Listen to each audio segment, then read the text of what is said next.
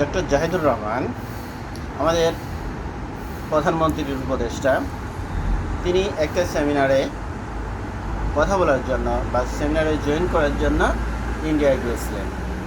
দিল্লি থেকে তাকে ফেরত দেওয়া হয়েছে এবং দিল্লিতে তিনি বেশ কয়েক ঘন্টা আটকে ছিলেন। তিনি 3টায় অর্থাৎ বাংলাদেশ সময় বিকেল 3টার ফ্লাইটে তিনি ইন্ডিয়া যান এবং ইন্ডিয়ায় ঢুকতে না পেরে তিনি রাত 1:10 ফ্লাইটে ইন্ডিয়া থেকে কলম্বো যান, অর্থাৎ শ্রীলঙ্কা যান। শ্রীলঙ্কা থেকে বাংলাদেশ রিটার্ন করছেন, এখনও অন দ্য ওয়েতে আছেন তিনি। তিনি যে ঢুকতে পারেননি এর কারণগুলো কী? সংবাদ মাধ্যমে সাধারণ দৃষ্টিকোণ থেকে যে কথাগুলো বলা হচ্ছে তার মেইন বিষয় হলো তিনি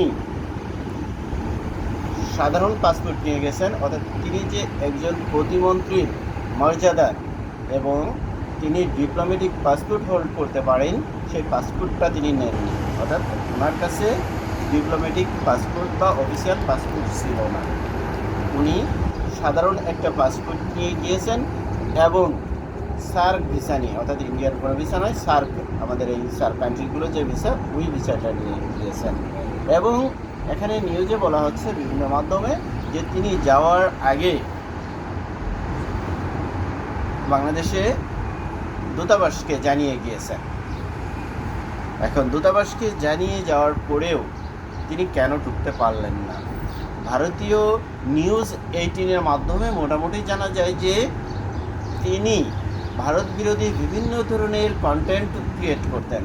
যে কন্টেন্ট ক্রিয়েট করেই, অর্থাৎ যে ভারত বিরোধী বক্তব্য দিয়েই তিনি তারেক রহমান এবং বিএনপির সুনজরে আসেন, যার কারণে তিনি আজকে তারেক রহমানের উপদেষ্টা হয়েছেন।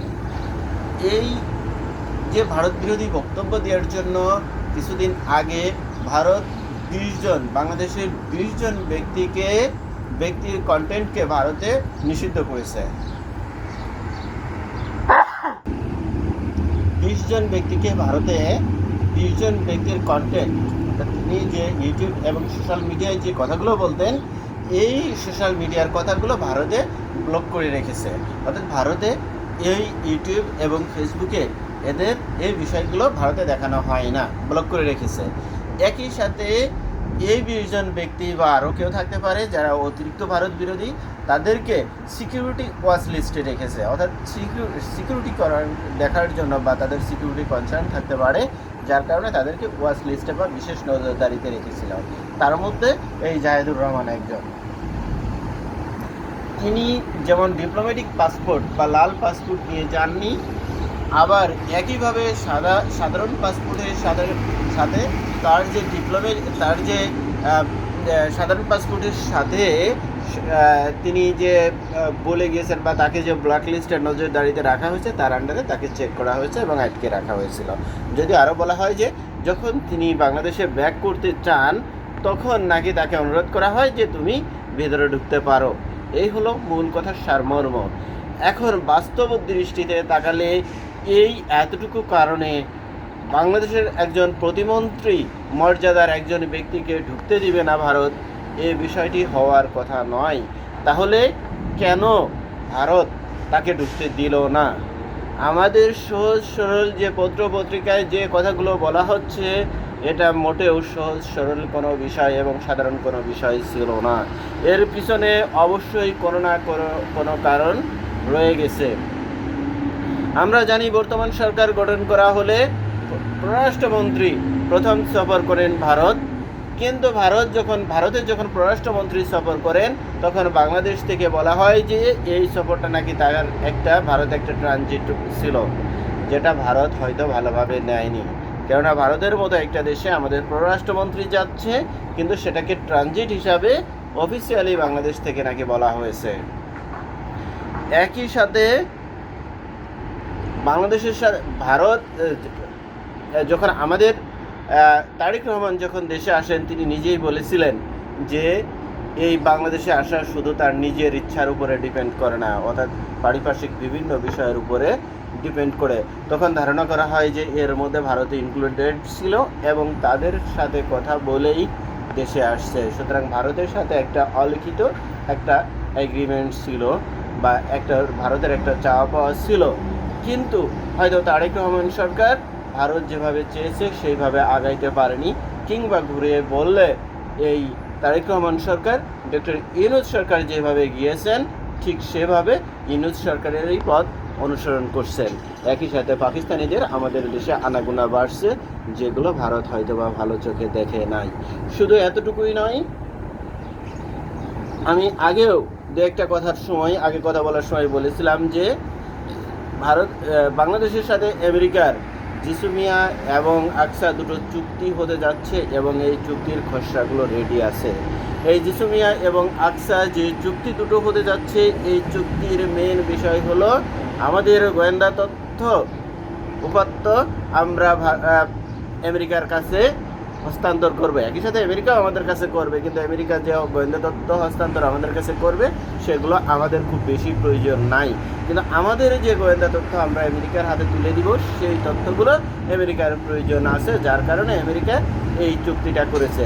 একই সাথে দুটি দেশে যুদ্ধ জাহাজ সামরিক যুদ্ধাস্ত্র যত ধরনের আছে এই বিষয়গুলো দুটো কান্ট্রিতে, অর্থাৎ আমাদের বাংলাদেশেও ঢুকতে পারবে, আমাদেরগুলো আমেরিকায় ঢুকতে পারবে। তো এই যে বিভিন্ন ধরনের যুদ্ধাস্ত্র এবং জঙ্গি বিমান সহ নজরদারি বিমান বা নজরদারি ড্রোন বাংলাদেশে ঢুকতে পারবে, বাংলাদেশ থেকে কোনো প্রবলেম হলে রিপেয়ার করতে পারবে, ফুয়েল টপ আপ করতে পারবে। এই খসড়াগুলো তৈরি করা হয়েছে, এখনও সাইন করা হয়নি, যে কোনো সময় হতে পারে, যা হয়তোবা ভারত এবং চীনের জন্য কনসার্নের একটি বিষয় হয়ে থাকতে পারে নয়, এটি একটা কনসার্নের বিষয়, উদ্বেগের বিষয়। একই সাথে অল্প কিছুদিন আগে আমাদের দেশে জেলেরা আমাদের সীমান্তে মাছ মারার সময় জালে একটি ড্রোন সদৃশ কিছু একটা উঠে আসে, মোটামুটি বাংলাদেশের সবগুলো নিউজে চলে আসছিল। এই ড্রোন সদৃশ্য জিনিসটা যখন জেলেরা পায়, তারা এটা কি বুঝতে না পেরে পুলিশের কাছে হস্তান্তর করা হয়। সেইটি ছিল একটি ড্রোন, আমেরিকার তৈরি একটি ড্রোন, যে ড্রোন দিয়ে আমাদের এই অঞ্চলটাকে গোয়েন্দা নজরদারি করতে পারে, অর্থাৎ এই এলাকায় কোন কোন অস্ত্র বা কোন দেশের কোন সামরিক যান যাচ্ছে এইগুলো গোপনে আমাদেরকেও না জানিয়ে বা কাউকে না জানিয়ে গোপনে ওখানে এই তথ্য উপাত্ত সংগ্রহ করছে আমেরিকা। অর্থাৎ নেক্সট ওয়ার জোন হতে পারে আমাদের এই সমুদ্র সীমা বা বঙ্গোপসাগর এবং আমাদের এই এলাকা। যে বিষয়টি কনসার্নের বিষয় শুধু আমাদের জন্য নয়, এই বিষয়টি চীন এবং ভারতের জন্য।